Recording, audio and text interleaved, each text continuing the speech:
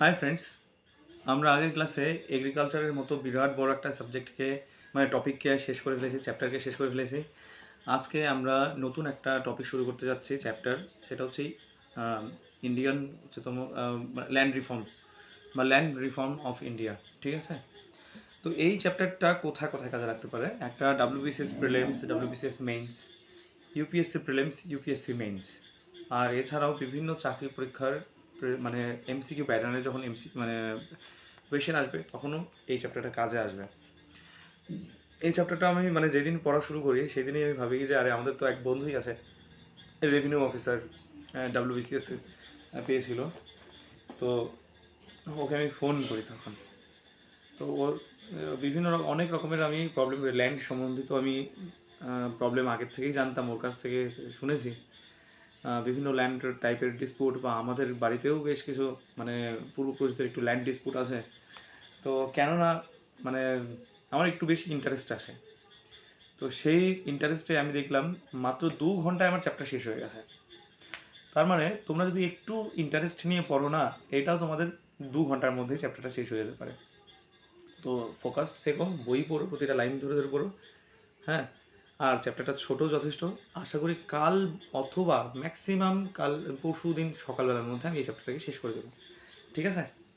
আচ্ছা, তো আমার স্বভাব তো এরকমই, জানোই তোমরা, যে আমি যে কোনো চ্যাপ্টারকে পেলেই আমি ওটাকে আগে টুকরা করি, ছোটো ছোটো টুকরা করি। তো ঠিক তেমনি আমি এই চ্যাপ্টারকেও আমি ছোটো ছোটো 6টা টুকরা করেছি। তো প্রথমে থাকবে ল্যান্ড রিফর্মের হচ্ছে হিস্টোরিক্যাল পার্সপেক্টিভ। তারপর থাকছে মানে এখানে আমরা পড়বো যে ইতিহাসে ল্যান্ড রিফর্ম কিভাবে হয়েছে, আগে ল্যান্ড মানে কি জমির ব্যবস্থাপনা কেমন ছিল, ল্যান্ড ম্যানেজমেন্ট। হ্যাঁ, তো প্রথমে থাকবে ইতিহাসের পার্সপেক্টিভ। তো ঐতিহাসিক মানে কি যে উদাহরণ থেকে আমরা দেখব বা ঘটনা থেকে দেখব। তারপর সেকেন্ড টপিক হচ্ছে land reform measures post independence.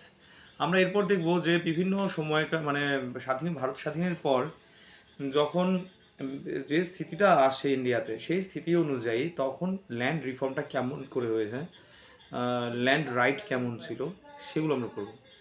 তো কী কী পড়বো? প্রথমে historical perspective, secondly land reform measures post independence. ঠিক আছে, land reform measures in post independence. তারপর critical evaluation of various land reforms. এবার যা যা ল্যান্ড রিফর্ম হয়েছে তো সেগুলোকে আমরা একটু ইভ্যালুয়েট করব, মানে কত মূল্যায়ন করব যে আদৌ সেটা কতটুকু সাকসেসফুল। তারপর রিসেন্ট গভর্নমেন্ট পলিসিস অ্যাক্টস অথবা acts related to land reform. তারপর আমরা তার মানে কি আগের টপিকে থাকবে ক্রিটিক্যাল অ্যানালিসিস হবে, মূল্যায়ন হবে, মানে ক্রিটিসিজম হবে। ক্রিটিসিজমে কিছু ভালো দিকও দেখবো, আবার কিছু খারাপ দিকও দেখবো। খারাপ তো বলার জন্য মানে সীমাবদ্ধতা দেখবো। সেই সীমাবদ্ধতা হিসেবে রিসেন্ট গভর্নমেন্ট কী কী মানে স্কিম লাগু করেছে বা কী কী পলিসি গ্রহণ করেছে সেটা আমরা এখান থেকে পড়বো। তাহলে 4টা টপিক পড়বো। মেজর টপিক আসলো historical perspective, land reforms measures in post independence, critical evaluation of various land reforms. তারপর হচ্ছে 4 নম্বর recent government policies related to land reforms. ঠিক আছে, সরি। এরপর আসবে এগ্রিকালচারাল ল্যান্ড লিজিং অ্যাক্ট 2016। যে কখনো কখনো আমাদের হাতে জমি থাকে না, জমি মানে তখন কি আমাদেরকে লিজ নিতে হয়, মানে ভাড়া নিতে হয়। তো সেরকম সেই ভাড়া নেওয়ার সময় কী কী আইন কানুন খেয়াল রাখতে হয় সেটা আমাদেরকে পড়তে হবে। সেটা আমরা পড়বো এগ্রিকালচারাল ল্যান্ড লিজিং অ্যাক্ট 2016। ঠিক আছে, আর সবশেষে পড়বো national land records modernization programme. মানে এখন যে রিসেন্ট স্কিমের সঙ্গে সঙ্গে ল্যান্ড মানে কি যে রেকর্ডগুলো, মানে ধরো তুমি রেজিস্ট্রি করলে জমি, তারপর তোমাকে রেকর্ড করতে হবে, মিউটেশন করতে হয়। তোমরা এই টার্মগুলো হয়তো শুনেছো তোমার মা বাবা থেকে, যত যেমনই হোক না কেন, যে কোনো যে মা বাবাকে জিজ্ঞেস করলে তোমরা বুঝতে পারবে মিউটেশন বা রেকর্ড মানে কি। মানে অনলাইনে তোমার নামে আপলোড করতে হবে। মানে এবার ন্যাশনাল ল্যান্ড রেকর্ড মডার্নাইজেশন কেন দরকার পড়ে? এখন প্রচুর ফ্রডুলেন্স হয়, আমার জমি অন্য একজন রেকর্ড করে নিতে পারে পয়সা খাটিয়ে।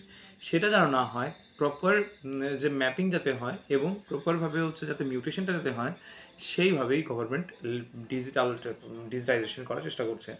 তাহলে এই চ্যাপ্টারে আমরা টোটাল 5টা টপিক পড়বো, 6টা টপিক পড়বো। হিস্টোরিক্যাল পার্সপেক্টিভ, তারপর land reform measures after in post independence, critical evaluation of various land reforms, তারপর recent government policies or acts related to land reforms, agricultural land leasing act 2016 আর national land record modernisation programme.